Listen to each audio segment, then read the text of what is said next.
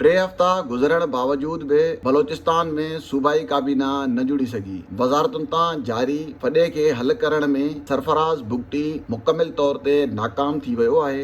ज़रियनि जो चवणु आहे त हाणे सदर आसिफ अली ज़रदारी बलोचिस्तान काबीना जोड़ींदो।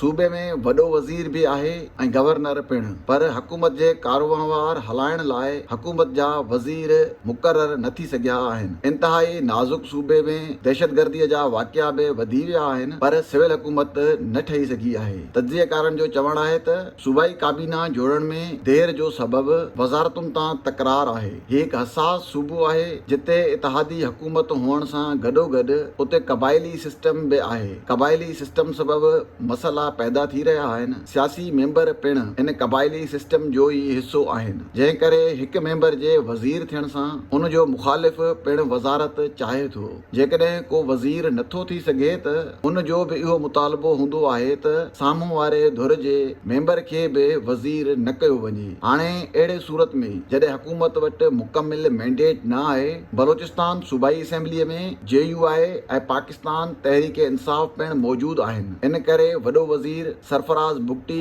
काबीना जोड़ण में मुश्किलात जो शिकार आहे, जंहिं करे वॾो वज़ीर सरफराज़ भुगटी काबीना जे फ़ैसिले करण लाइ सदर आसिफ अली ज़रदारी ॾांहुं ॾिसी रहियो आहे।